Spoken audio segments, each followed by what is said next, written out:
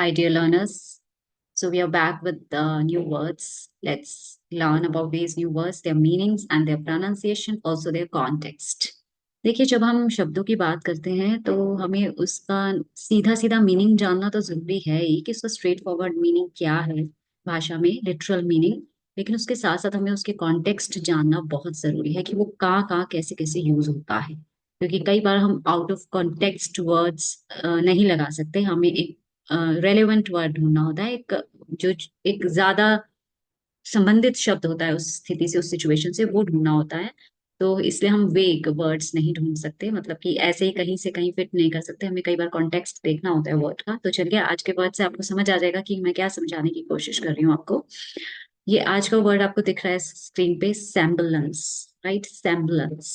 So it's a formal word, formal है ये। Here we are. So semblance is the word. This is a formal word and और इसका pronunciation काफी simple है, semblance. Okay, semblance. अब इसका meaning क्या है? A situation or condition that is similar to what is wanted or expected but is not exactly as hoped for. इसका meaning ये निकल रहा है, वो स्थिति या कंडीशन होना ऐसी सिमिलर कि जो आप चाहते थे, आपको एक्सपेक्टेड था, आपको उम्मीद थी ऐसा कुछ होगा या होने, या ऐसा ही कुछ निकल के आएगा, लेकिन नॉट एग्जैक्टली जो आपने उम्मीद की, होप किया, नॉट एग्जैक्टली सेम, बट कहीं ना कहीं सिमिलर सी, एक अ, उस तक, जैसे हम बोलते हैं ना, 19-20 का फर्क होना। तो बिल्कुल 100% मैचिंग नहीं होना, लेकिन कुछ हद तक मैच होना, और फिर उस तरह की सिमिलर काइंड ऑफ आपको चीज दिखना सामने। तो अब मैं इसका साफ आपको कॉन्टेक्स्ट समझाने जा रही हूँ कि सैम्बलेंस जो वर्ड है, आप इसको प्लीज रिजेम्बलेंस वर्ड से मिक्स ना करें। रिजेम्बलेंस, देखिए अब ये इसका प्रोनाउंसिएशन देखिए, रिजेम्बलेंस है, ज है यहाँ पे, रिजेम्बलेंस। ओके, इसलिए मैं इसको रिजेम्बलेंस क्लियर करके बोल रही हूँ। और वो वर्ड है, शब्द है हमारा सेम्बलेंस, स है, ठीक है, सेम्बलेंस लास्ट का, और यहाँ भी स ही है, लेकिन बीच में इसमें रिजेम्बलेंस है, ज है। तो चलिए, इस रिजेम्बलेंस का मीनिंग क्या है कि एक दूसरे के एकदम करीब करीब दिखना, ठीक है? या तो वो चीजें सिमिलर तौर से दिख रही हैं, सेम तरीके से दिख रही हैं, या दो लोग, जैसे कि भाई बहन, आपस में फेशियल एक्सप्रेशंस या फीचर्स मिलते ही हैं, तो we speak like this, right? That there is resemblance in their looks, कि उनके लुक्स में कुछ ना कुछ रिजेम्बलेंस है, आपस में मिलती जुलती है, मिलता जुलता होना। तो सेम्बलेंस में भी आपने देखा यही था कि मिलता जुलता होना, कोई सिचुएशन या जो आपको एक्सपेक्टेड था। लेकिन फर्क क्या है, यहाँ पे दो लोग और दो चीजों की बात हो रही है, उनकी शक्लों या उनकी बनावट या कुछ इस तरीके की जो फेशियल या फिजिकल अपीयरेंस की बात हो रही है, जिसमें हम रिजेम्बलेंस वर्ड यूज करते हैं।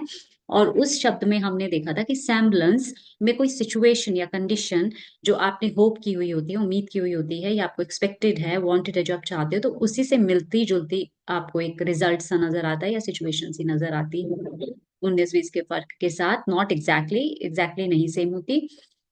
तो अब एग्जाम्पल्स के साथ पढ़ लेते हैं।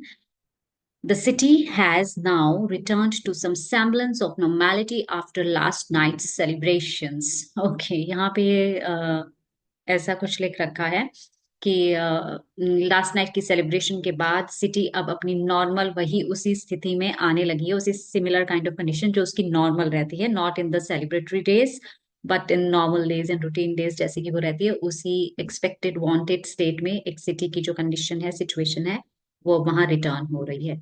तो इस सेंटेंस में आपने सेम्बलेंस का मीनिंग देख लिया है ना, सिटी की सिचुएशन। अभी हम पढ़ते हैं रिजेम्बलेंस के सेंटेंस फॉर्मेशन पढ़ लेते हैं।